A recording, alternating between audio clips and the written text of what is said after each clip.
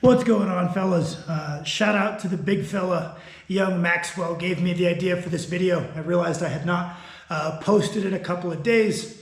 It's relatively late in the day, so what I did is I went to Max and I read him some of the videos that have done well recently that I thought were also good information. And I said, going off of that kind of general themes of the videos that performed well, do you have something I can do very quickly tonight that you think will help people and people will enjoy watching? And he gave me the idea for this video, and the title is going to give it away. It's basically how to get more muscle growth from the same workout, right? And the more obvious and very technically correct answer is, okay, well, once you've done the workout, go home, eat more food, sleep more, and you will gain more muscle from the same demand, so the same stimulus, the same workout. But that answer aside, the other answer that we can look to give here is within the workout. We have a workout on paper, right? And everybody could do that workout, and on paper it's going to look the same.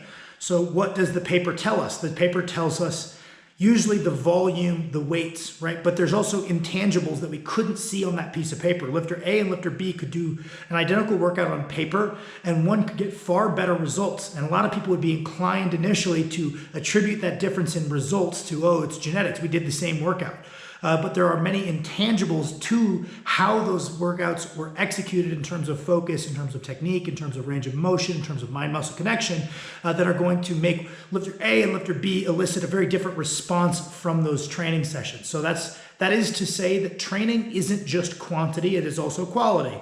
And I think the recent evidence-based wave of realizing how vital volume is to muscle growth will often have intermediate lifters or beginner lifters who are learning from YouTube constantly focusing on trying to drive up the volume and never looking to instead freeze the volume where it's at and increase the quality. And what do I mean by quality? I think quality could be broken up into two separate categories of quality. One is how well executed the exercise is. So this could be your mind-muscle connection. This could be your range of motion being longer and thus stimulating more hypertrophy. This could be your control of the weight. This could be the absence of using a bounce or a rebound.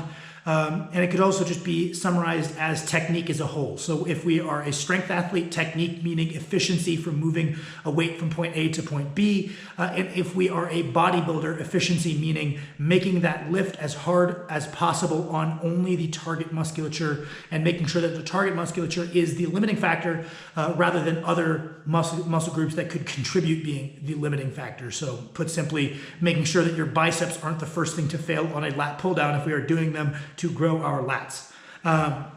So that's side A of quality that we could drive up without just trying to push more and more volume to drive growth, because the best athletes, whether natural or not natural, aren't necessarily always the ones doing the most volume. There's a quality component. There's a point of diminishing returns to where your volume is so high, there's no way you're bringing good quality. If some guy tells me he's hitting 15 working sets of squats, there's no way those are quality sets, and I think that same athlete would get significantly better either hypertrophic or strength results from doing substantially less sets with a greater level of focus, a greater load on the bar, a greater perfection of technique, whatever, right? And the others trailed off there. But the other portion of quality that we could look at is also our intensity.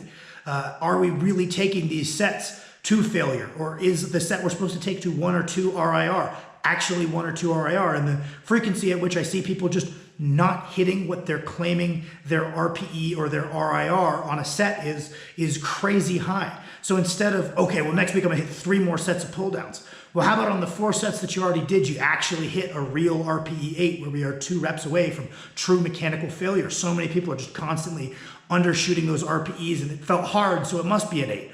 But you know, reps can start feeling hard below RPE 6 for a higher rep set. So really auditing your RPEs as well can be another area where we get more out of that same workout. This all ties together to say, lots of this stuff is already, people are proponents of it on our main lifts, on our strength compounds, but on our accessories, we should probably toss our phone down and film it to see if there's glaringly obvious errors. Would you roast someone else for this obvious issue that you could see if it was someone else, but because it's you, there's this cognitive disconnect that's making it so that you're kind of turning a blind eye to the fact that you're not controlling your negatives or your range of motion is getting cut. So I think the best thing you can do is toss your phone down every now and then and film your accessory. Make sure it's a good controlled cadence, whether we're training through a full range of motion. And then maybe on the last set of some of your accessory exercises, taking that final set to true mechanical failure. Like you fail a rep, and let's say you were doing 3 sets of 8 to 12 at RPE 8, a pretty standard workout for whatever lift, right? You hit 3 sets, you're like RPE 8. Awesome, cool, so far so good. Normally I would just do 1 more set at RPE 8. But Sam told me to do a little RPE audit, and I get a little psyched up and I take that last one to absolute failure, right? And I get 18 reps. Well, guess what? You were at RPE sub 6 on all of those sets. Your 8 was miscalibrated, right? And maybe if you find, oh shit, these sets are way harder than I thought, taking them actually to RPE 8, 4 sets doesn't feel very productive. I kind of am fried after 3. I feel like I've hit that point of diminishing returns after 3 sets.